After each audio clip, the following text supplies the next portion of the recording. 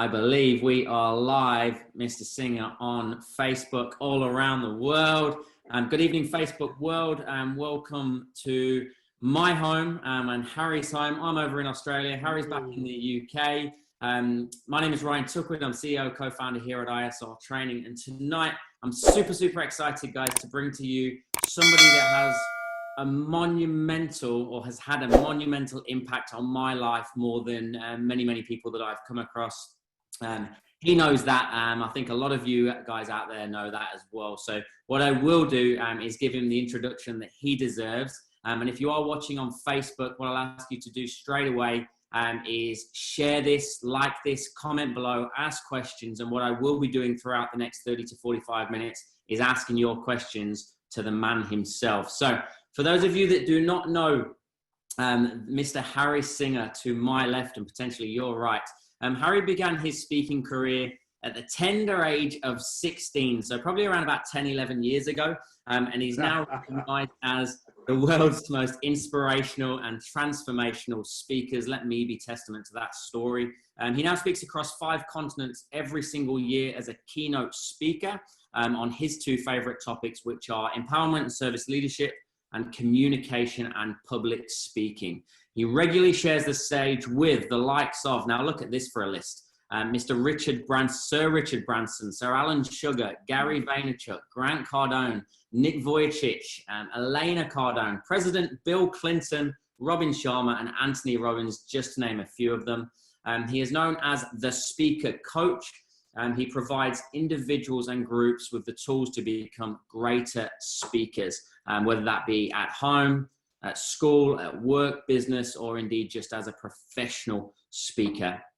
Something that I used to believe was an innate talent, and I'm going to ask him that later, whether that is true or false. He privately mentors many of world-class speakers, so there's a good chance if you've ever been to an event anywhere in the world, you've ever watched anything live, he could have coached them and mentored them through one of his programs as well. He's gone through this journey after transforming his own experiences of abuse and domestic violence as a child. Harry is now committed to a life of service leadership, which is a terminology that he really introduced to my life, and I love it. And it's really designed to inspire others to do the same. Through his foundation, Harry has been at the forefront of youth leadership programs for over 2 decades, literally impacting millions of young people all over the world every year.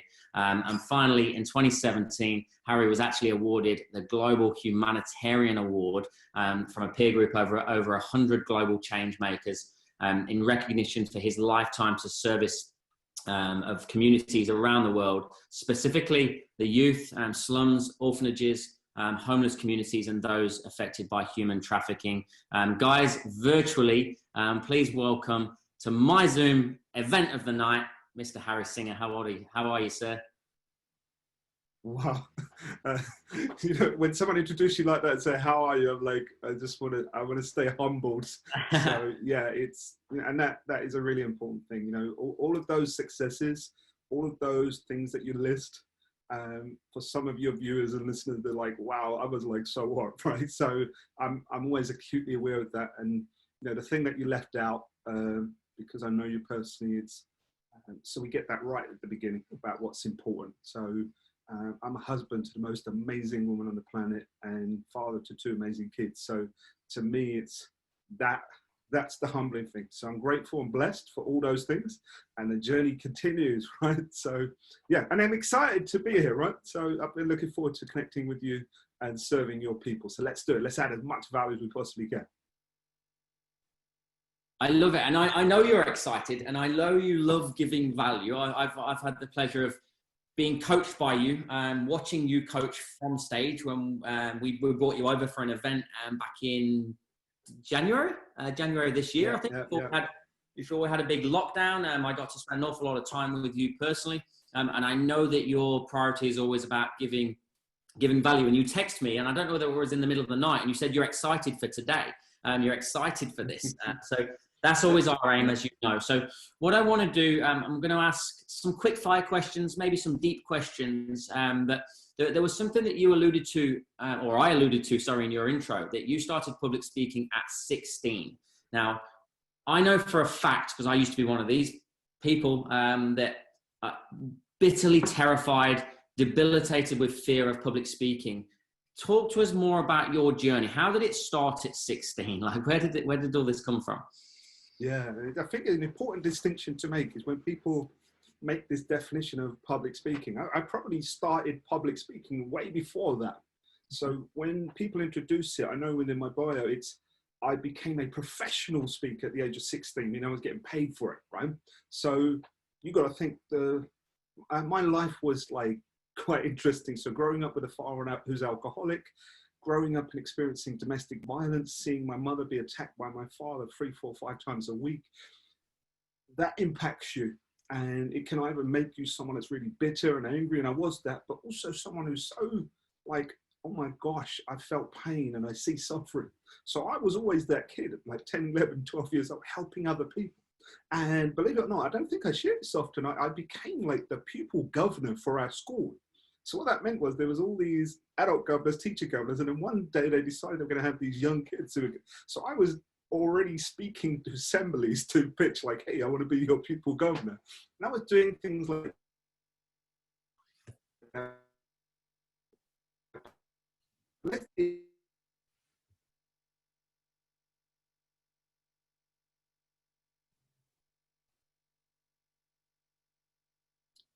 You may have frozen up there, mate. If you've frozen up and everybody else can still hear me. Yeah, I've got you. Can you hear me?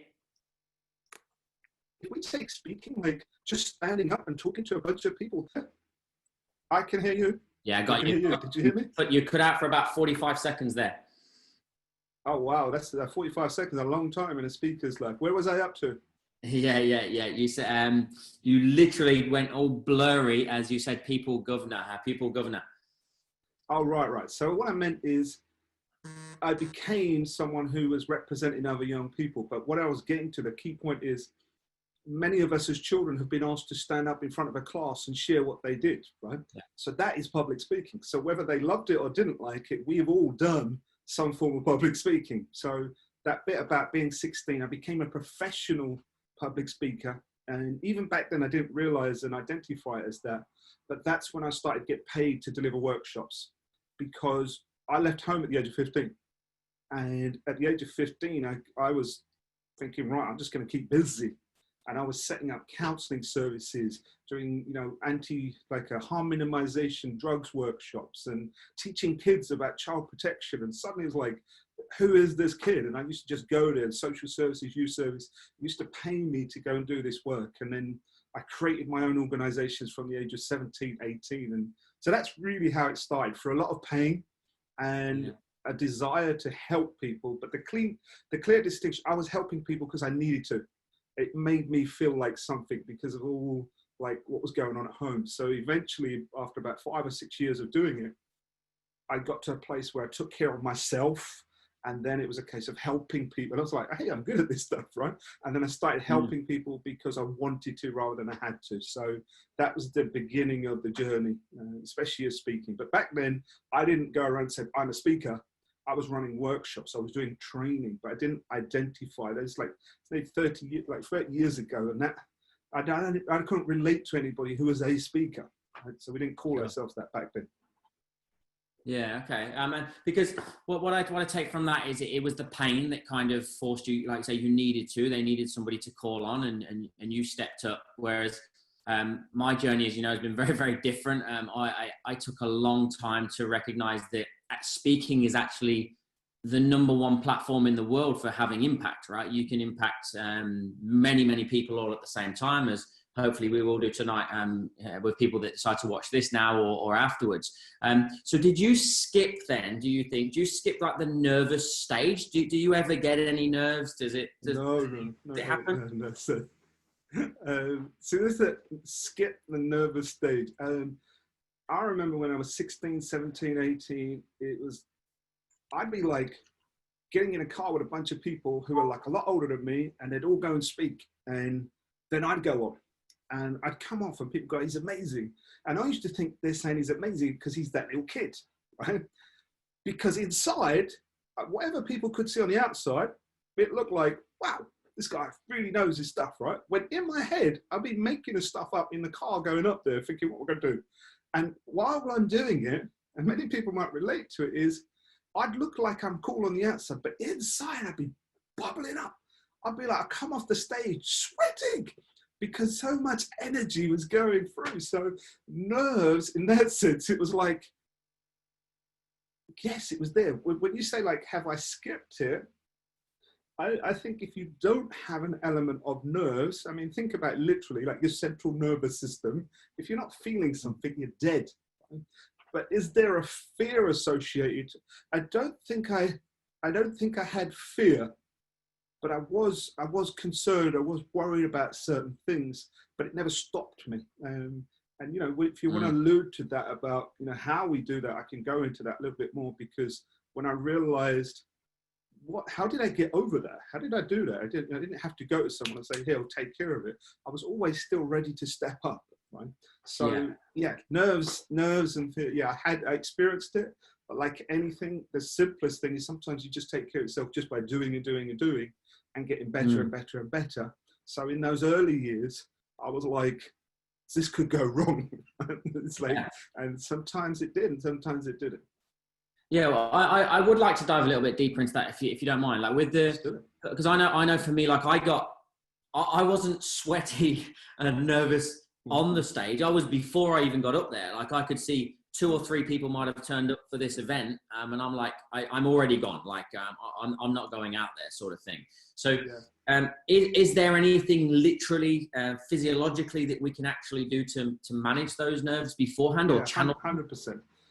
100%. Let's add some massive value straight away, because when people ask this, I mean, you're already aware of it, right? So we always talk about it. It's this fear of public speaking, and you know, when you ask people, it's commonplace now that people fear speaking more than they do death. It's like insane, right?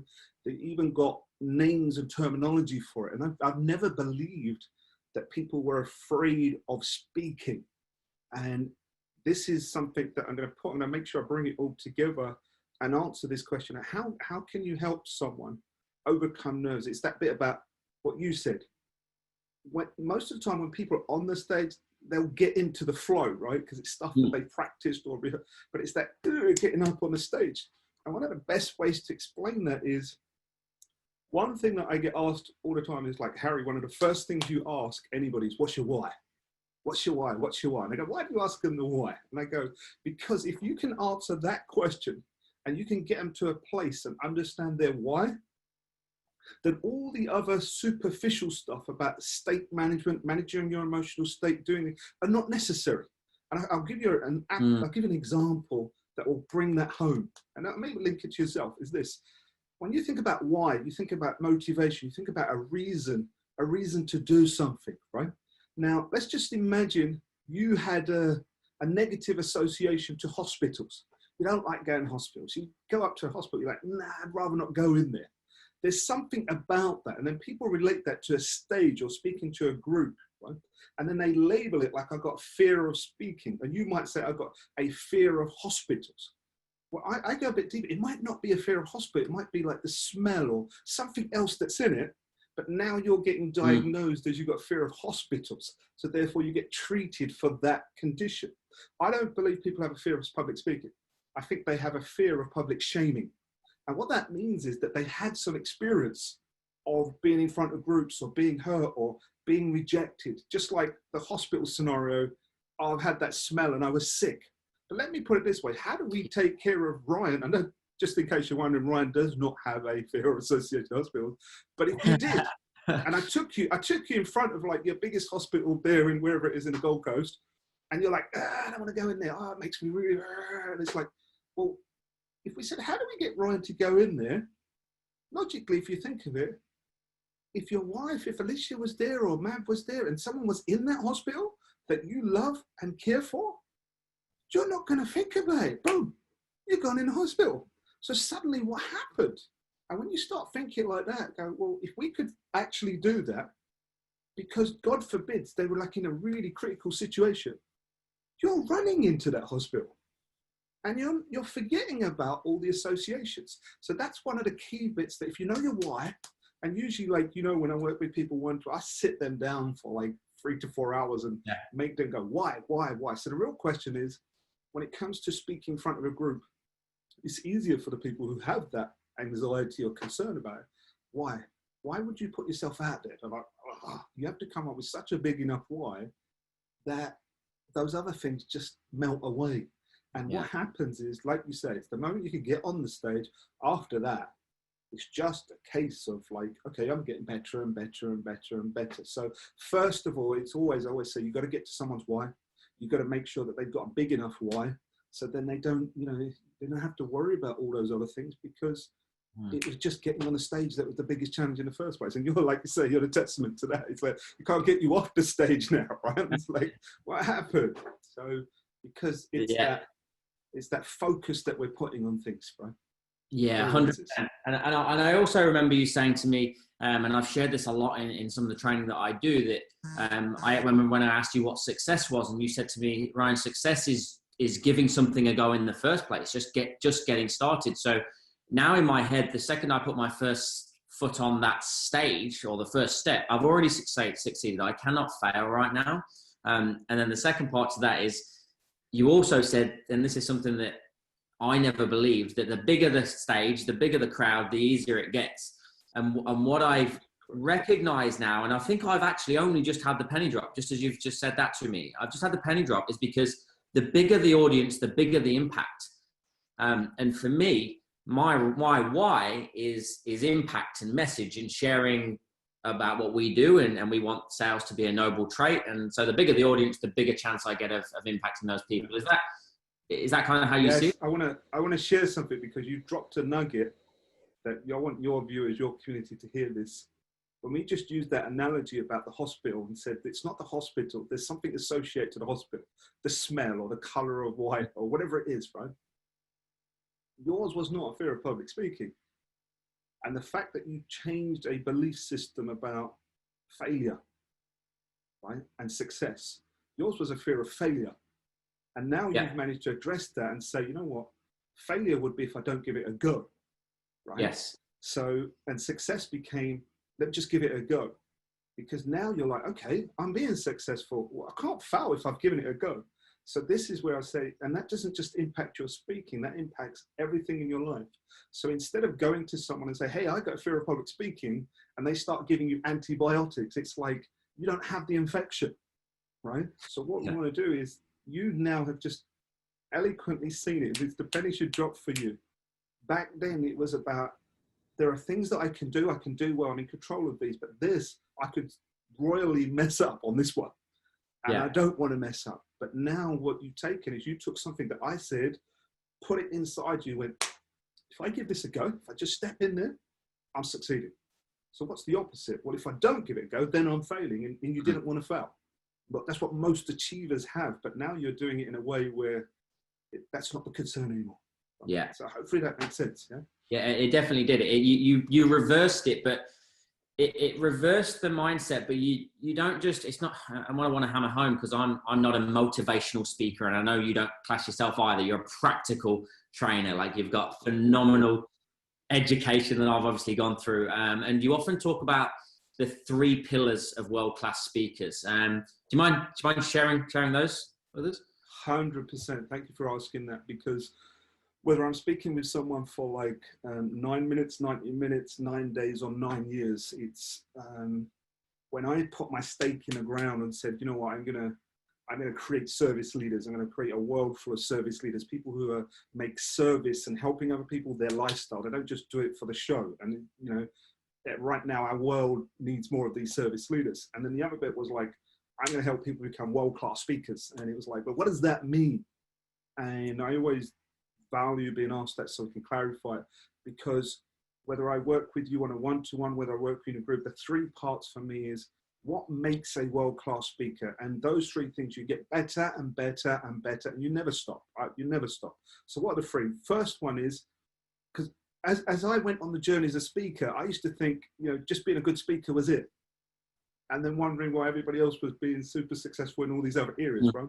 So these are the 3 areas from me, whether you're just stepping out in school, at work, or home, or at your business. Number 1, you must learn how to create what I call world-class content. But this is content that allows you to be able to deliver without needing a script, to create content that, you know, is memorable for you, but also for the audience and valuable for them. And then the other part of that is about you should be able to create content that positions you as an authority. So someone that actually knows what they're talking about. So there are many other criteria I have that, but the first one is creating world-class content, and there's sub-criteria to what that is. The second one is you must know how to deliver world-class presentations. So there are those two cornerstones: create brilliant content, and I call it world-class, and then also become brilliant at presenting and delivering, and I call it world-class for a reason.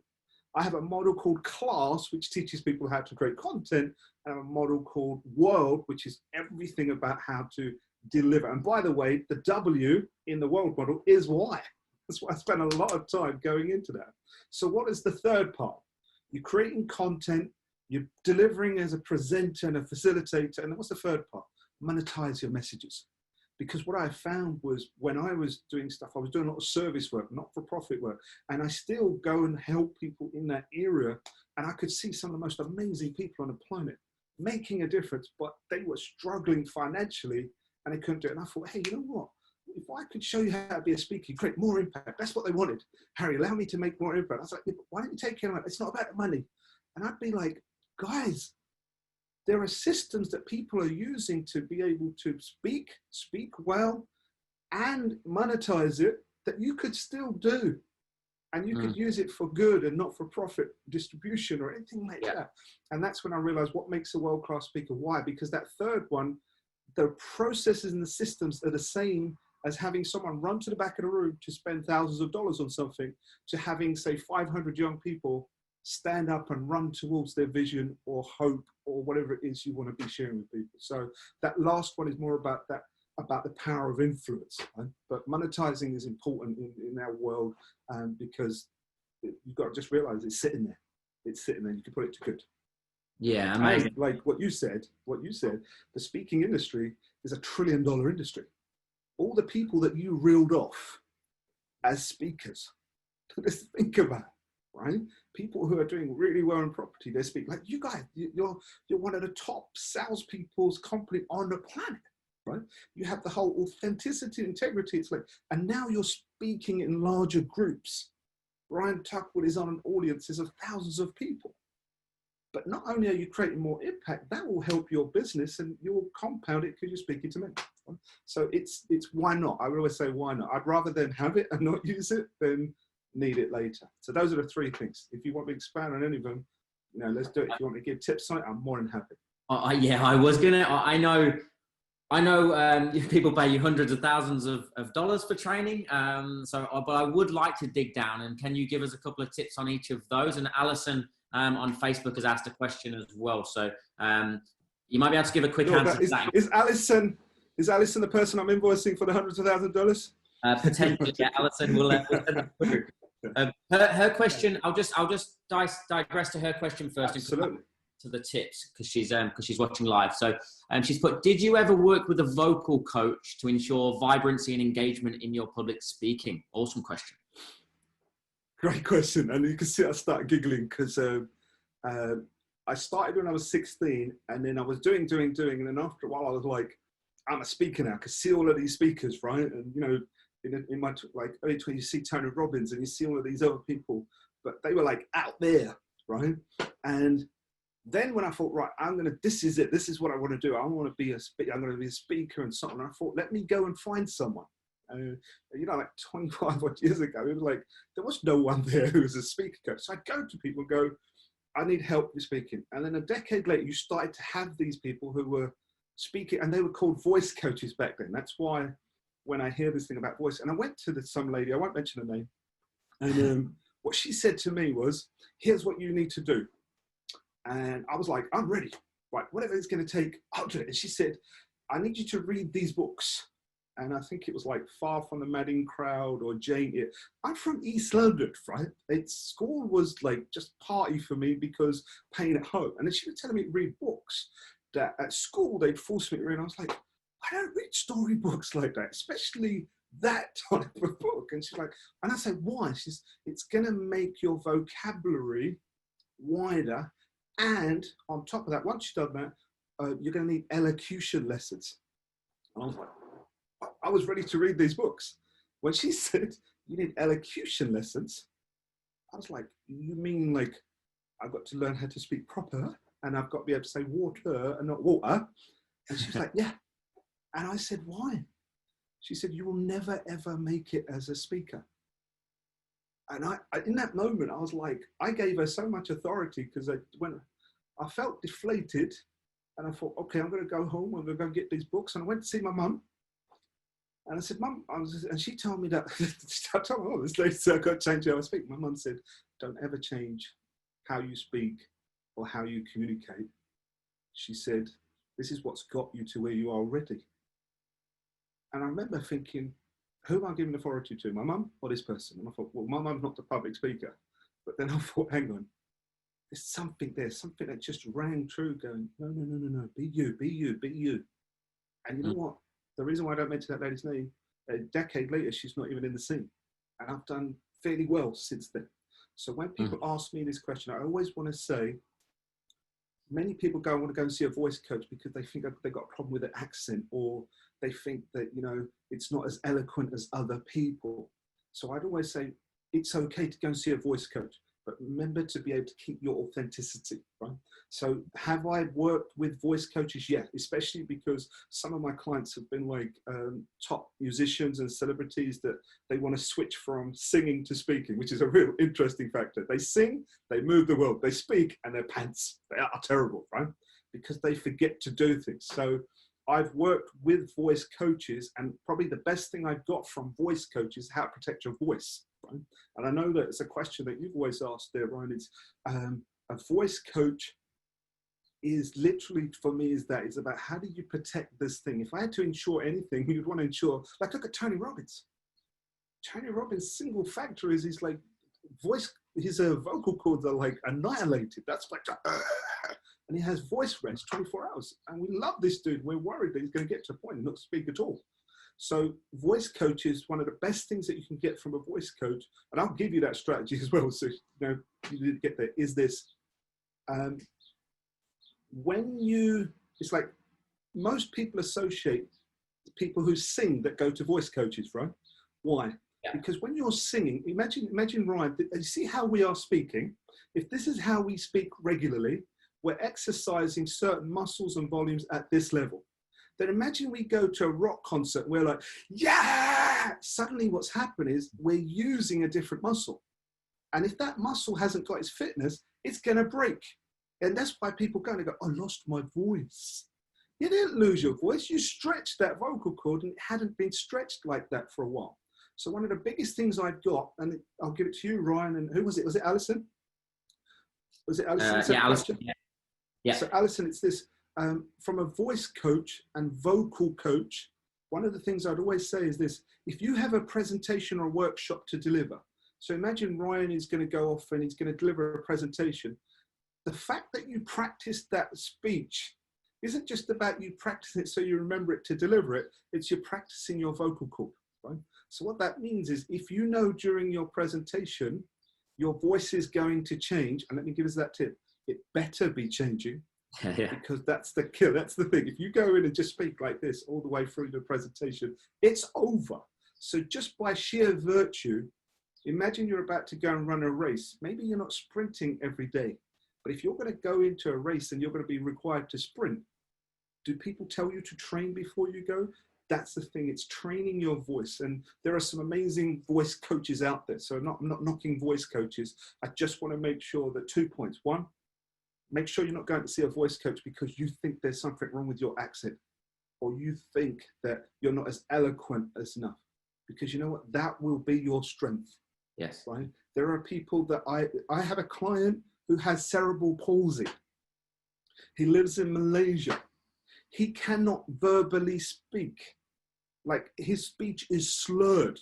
He has a vocal coach to help him get his voice and speech ready. He has physical therapy. And then I am his coach for when he delivers. And this guy is booked everywhere. And guess what? His vision in life was, I just want to be normal. And then they switched their brand to better than normal. Go and Google it.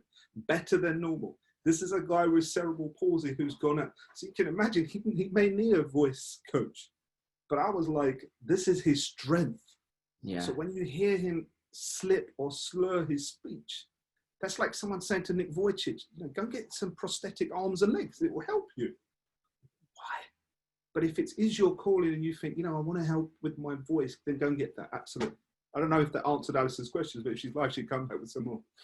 I think there'll be so many nuggets of gold in all of that and the depths of it. And two things that I really take from that, and it's something that you really hammered home to me early. Like I was trying to be somebody that I wasn't on stage. I was trying to be the speaker that I always thought a speaker was. I was trying to be this extrovert, I was trying to be outlandish and over the top and enthusiastic, and that wasn't me. And you were able to bring out an authentic me, while still showing passion. And then the second part is, we're big fans of role play anyway, from a sales training perspective. So role play, but the key is to role play in almost a real life scenario. So you're actually verbalizing your whole presentation on mass, really.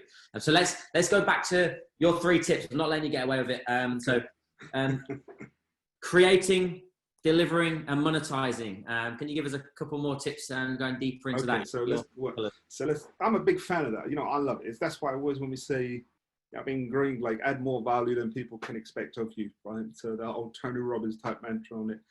So for me, when it comes to say creating content, one most valuable thing when it comes to creating content that anybody should be thinking about is that think about how you create content already, and you probably do well and so on. But one of the things I always learned is if you want to create content that actually achieves the outcome. So really, it's like, I'm sure that the people that are on this call are all achievers. So it's like, how can speaking help me? So when you create content, one of the first things we do, we say before anything, once you've got all the information and the data and the data that you've got there, one of the things that I always share is this: as you create content, begin with how you're going to end. So Dr. Stephen Covey, God rest his soul, I call it close. While you're creating all your stuff, I always get people to go, focus on how you're going to end. How are you going to close? What is the last thing you're going to say? How are you going to say it? What do you want the audience to do? If you can start with that as you're creating content, then guess what? You focus on this. And I only say there's only 1 or 2 parts of a speech that I say you rehearse: the close and then also the opening, because that's usually when most people are anxious, so you can get into it. But what if you knew exactly how you want to end, and you had a 60-minute presentation, and how you wanted to end was 5 minutes? You now got 55 minutes to make it happen. So that's my tip on creating content. I don't know if you want me to expand on that or just move into the next one, right? I just know the depths that this could go to, and I could stay here all night. I feel a bit selfish. I've already extracted it. But so the main thing there is to start with the end in mind, reverse engineer it. So what is the action that you want people to take? What are literally the last words out of your mouth, right? I mean, let's put it this way. Many people, and this is why it comes back to the why. What's the outcome of this presentation workshop? If there is something you want people to do, if it is to sell a product, to buy a product, or if it is to come and join my group, or it could just simply be your closing statement. Thank you so much for allowing me to share this. And my wish for you is that you have even more presence with your family and your loved ones, so you can feel the highest level of fulfillment. Drop the mic. It's just a closing statement, or it can be a call to action, or it can be. So what it is, just be clear, because people get caught up with all the other bits. I'm like, I don't care what you say all the way up to that, as long as you get the end bit done and it gets you the result. Oh, right, that's the part. But we're still just talking on that creating content part before you're out. So when we move into the second part about delivering presentation, I mean, there are strategies and skills that, like, new ones coming up all the time. Probably one of the best ones, and probably I alluded it to already, so we can do that one as well. That when it comes to delivery, there are many things that you can do. And It's like Ryan alluded to it. You have a conversation with me, go, can you give me some tips on how to become a better speaker? I will be there 10 hours later. And I literally did that with my buddy in Colorado. Went for a drive from Colorado to Creed. It was a 6-hour drive. And he said, Harry, can you give me some tips? Seriously, 6-7 hours later, I was like, oh, we're here? And I'd literally gone, and he was like looking at me like, wow. So I'm not going to do that to you right now. So let's just get one of those. One of those is when it comes to delivery, something that can help you make sure you stay engaged with your audience, which is really important from delivery. And that is to mix it up. And when I say mix it up, I mean your voice. So sometimes we can just speak at a certain voice and certain volume, and you'll find that many people just stick at that. And what happens is that audience aren't used to that. Some of them want to hear you speak fast and loud, right? And then some of them want this, and then some of them want you to go, hey, it's okay. And they want that. So it's just a couple of levels that you've got to make sure that you're mixing it up. Otherwise you get flatline and they're dead, they're gone, right? And it's not just with your voice, it's with your body. And before someone says, but Harry, I don't move around a lot. I don't need you to move around a lot. I just need to make sure you do move around at some point, right? Because it will bring them back. So that's my tip on presentation for you today. Mix it up. Mix how you use your body, meaning fast and punctuated, or like middle of the road, and then like really slow, how you walk and everything, right? As long as you mix it up and you can mix your voice, your engagement will increase. So that's my bit there on presentations, right? And then let's go to monetize message. Really, really important. That one of the things that still fascinates me, that people believe that there's only one way to make money or earn an income as a speaker, and that's fees. Like you get paid to speak and that's it. And the challenge with that is if you charge $500 or $500,000, like if you just charge $500 or $50, how many gigs, how many presentations do you have to do to get to earning $5,000 a month? Right? If it's 500, you've got to do 10. If it's 50, you've got to do a lot more, right? So the challenge is this: the only way you can earn more income from a fee-based is you have to get more gigs, or you have to increase your fee. So that's where it's limited. But not knocking fee. What's the next one? I say there's free ways to make income. And I call it FBI. And I know different people have different associations to FBI, right? But F, if you haven't guessed it, is fee, right? The B is what we call back end. All it means is this: you may not even need to be paid to speak on a stage. You're invited to come and speak. They don't have a budget to pay you. You turn up on a stage with 500 people. If you have a book for $20 and 100 people bought that book, do the maths. 100 times 20, that's $2,000. So why are you worried about your $500 fee? But how many books could you sell? What that means is you now have products. You have what we call back end. That's what B stands for, right? Back end means you run to the table at the back, but it really means back end. And fee also stands for front end. So you can see the ceiling has broken, right? So when it comes from sales, it's like people that don't have products or programs or even something, coaching and so on, then they're missing out. That's why I usually go to places where people are paid to speak. And I go, if you can have a book or a document or something that I can give you $1 million tip right now. And this is what always happens.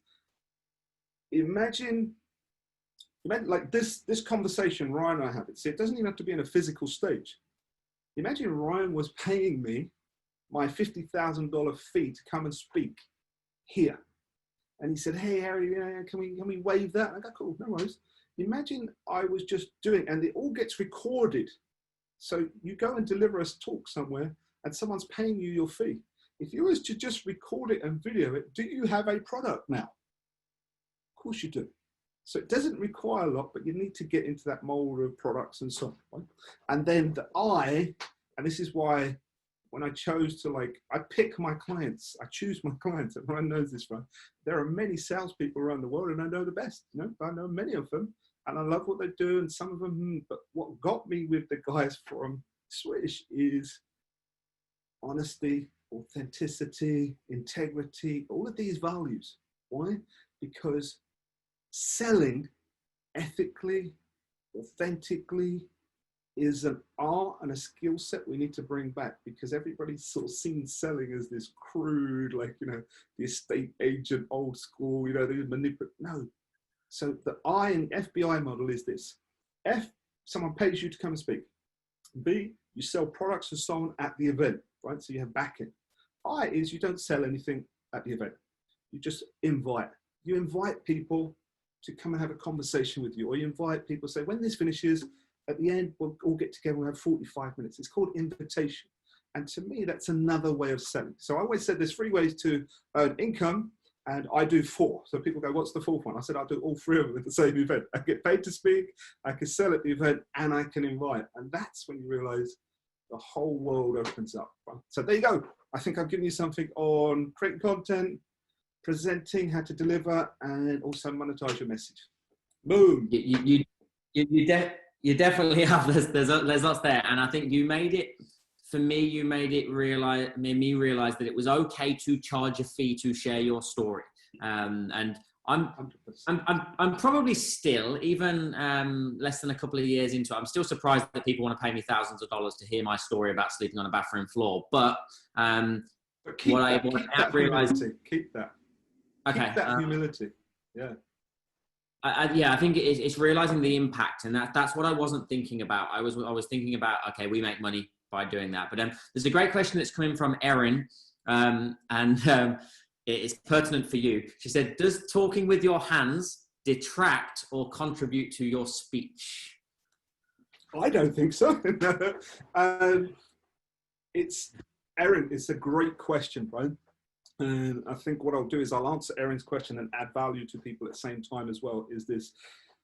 When we talked before about the tip I gave on presentation about changing your body and changing your voice, mixing it up, I called it. I just want you to understand is, and I'm going to link it to what you just said there, Ron. Speaking, if you can think of speaking as serving, the world changes. Yeah. If you can think of speaking and even business as adding value, because just before I go on a stage with 10, 20,000 people come and go, hey, what are you thinking and feeling? I'm like, I'm thinking about going to add value. I'm not thinking about me. And I say to the person, right now, I'm more focused on them, what value I can add, and how I can serve. So that's one of the things I closed that bit that you were saying. But then here's the thing. When it comes to delivery, I always want you to remember, and everybody can complete this sentence. It's not what you say, it's how you say it. Correct. So therefore, you have to understand the art of delivery is, we know that more than half of our communication is through our body language. So hands is one part of it. Hands is one part of it, right? What you do with your eyes, you do your face, how fast you move, which direction you move, everything is giving a message. So the more you understand the art of communication, the non-verbal one, you're way ahead, right? So with Erin, the question about using hands, I want to give something really valuable for everybody. And I always say to most speakers, and many of them, they find it difficult. As soon as you go on, I like people to just stand still. I like people to go neutral position, not moving. Why? Because imagine I just stood still like this for a little while. And as soon as I did that, something happened. And that means that gesture with my hand had more value. And so that's one of the things, is anything you're doing with your body. Ryan already talked about one of my core values and principles for speakers: be authentic. The other one is have purpose. What that means is, if someone was to say to you, don't move your hands, right? Or they could say, move your hands. My advice to you would be this: are you comfortable with moving your hands? If not, you don't have to. Or if you are moving your hands and someone tells you stop, is that something that's part of you that you want to keep? If so, keep it. Here's why. Authenticity with purpose means this. I was taught you can't put your hands in your pocket when you're speaking, because as a man, if you put your hands in your pocket, you're accentuating the attention to down there where your pockets are. I think you get what I'm talking about, right? So people say you can't put your hand enough. I kept finding myself put my hand in my pocket. And I was like, I'm not supposed to. No. And I thought, no. This is who I am. I'm really comfortable with my hand in my pocket. But I was also aware that I needed to compensate for something. So you'll find me sometimes got my hands in my pocket, but I'm doing this with my other hand, right? So the short answer to that question is, do your hands make a difference? 100%.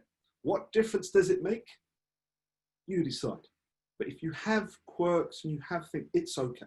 So if I'm someone that moves my hands a lot, I'm going to make sure that within my presentation, I will put my hands together or do something like this, which will stop my hands from moving, just to make sure that I can compensate for it. Hopefully that makes sense. So if everyone wants to come back, feel free. Yeah, I think that's amazing. There was one little nugget of gold in there as well, and you didn't really gloss over it, but I picked it out because it's something that you made me aware of early on. It almost comes back to the nerves that you said, Ryan, if you're nervous, you're thinking about you, you're not thinking about them. I don't know if you remember telling me that, and Mandy's just commented saying she loves that. You're thinking about adding value. So just before you go out, all I'm thinking about is how can I serve? How can I give the most value to them? I don't think we need to elaborate on that, but we're going to wrap this 45 minutes in, and I know how valuable your time is. So yeah, can I grab another 10 minutes? Can we keep going for 10? Go for it. Go. I'm having fun. Okay. What I want, that you've got a great way of explaining your ideal client. Now, as I've mentioned it, and I'm proud to mention that you do charge hundreds of thousands of pounds or dollars over this side of the world with clients, but you have an innate ability, in my opinion, to serve everybody from all walks of life. So how do you explain how you define your ideal client whilst meeting the needs of everybody? You've got a great way of kind of... Wow, what a great question. Everybody can see that Ryan adds value, but he wants to squeeze value. Have you got 10 minutes left? Yeah, let me ask you a billion dollar question. But no, I'm happy to reciprocate that. You know, if the people that are watching get value, then carry on, let's rock and roll it.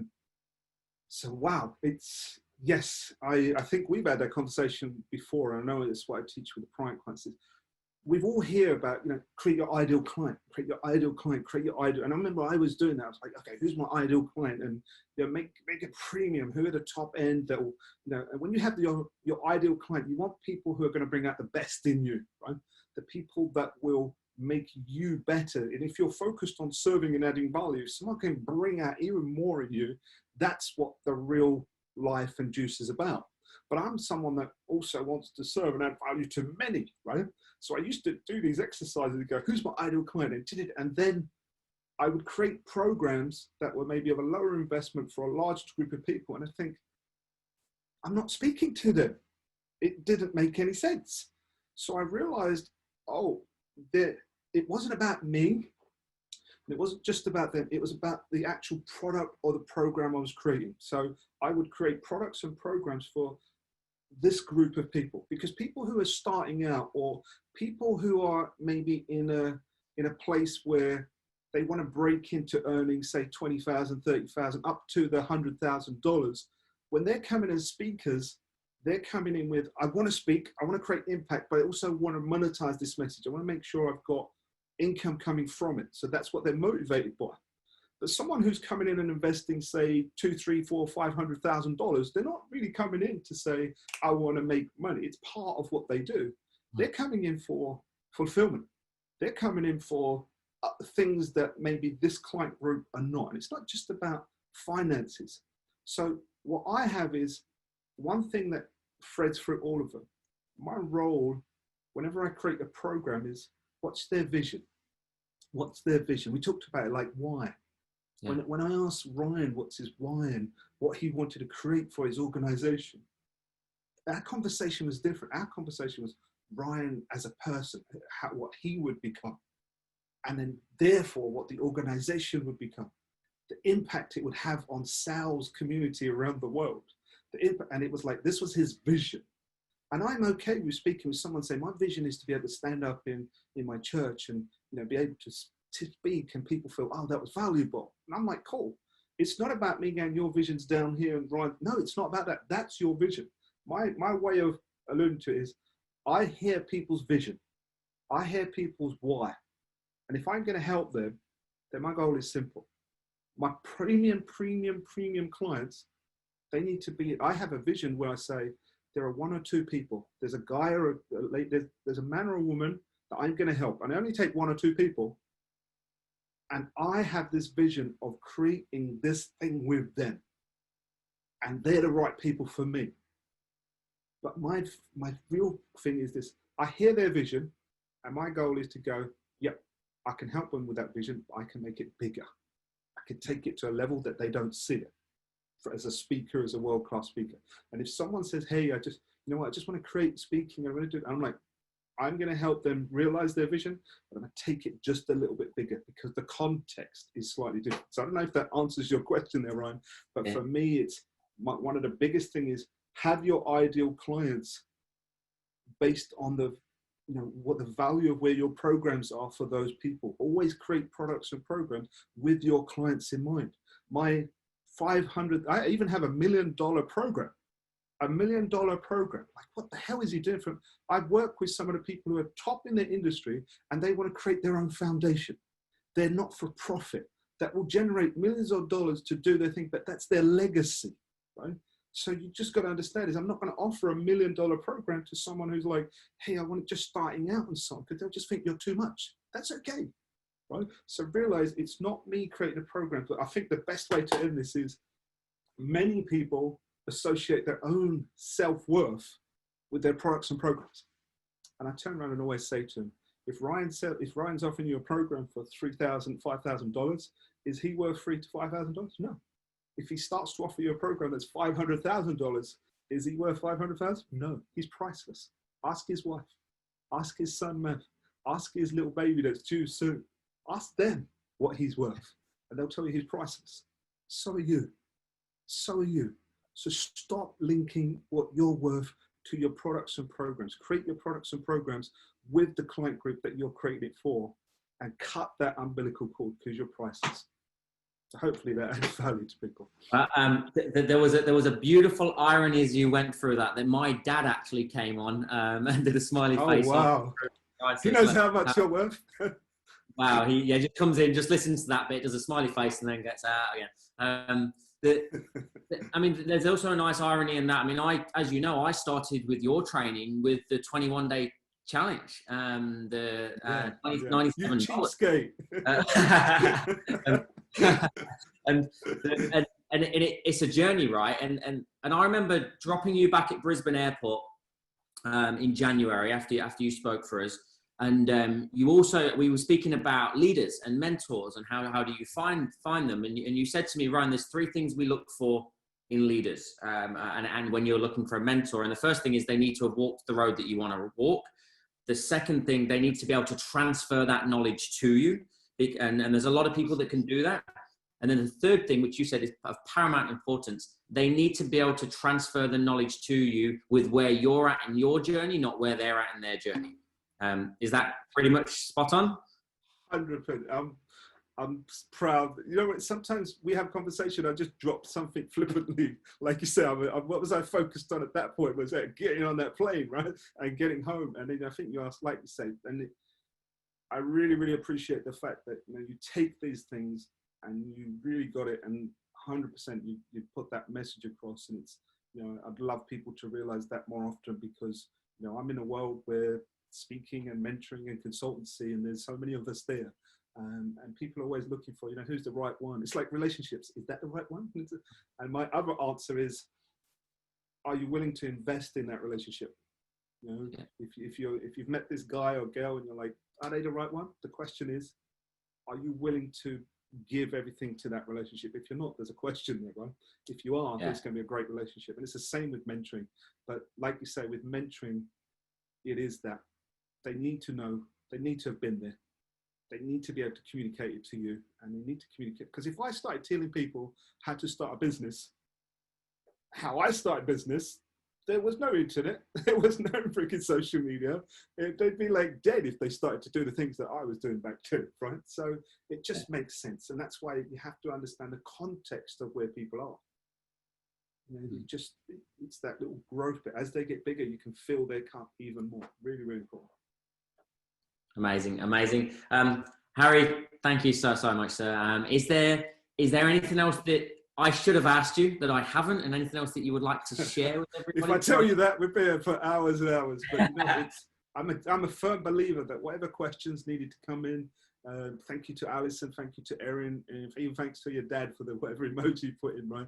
Whatever was meant to come in is meant to come in. And, you know, like how we started. If that was valuable, then I'm more than happy doing my job. But like you said, I gave it a go. So as far as I'm concerned, I turned up and there was success. But the level of value can never be what I did. It just comes back from, like, I can ask you that question, was this valuable? If you say, yeah, lovely, it warms my heart. If you say no, we'll have a conversation, maybe do something else, but we'll see. Yeah, there's some messages coming in on Facebook already saying people have taken great value. So, mate, from everybody on this side of the world, thank you sincerely for taking time out of your day in the morning time to offer up so much value and drop so many nuggets of gold. Really, really appreciate it. You know how I feel about you. For everybody else just on Facebook, whilst you're watching still, Tuesday morning, 8 a.m. Australia time. I'm going to be going to America this time. We're going to be joined by the one and only Miss Cherie Levitin, who is the founder of the Cherie Levitin Group. She has created over $1 billion of increased revenue for companies in 40 different countries as a heartfelt sales trainer.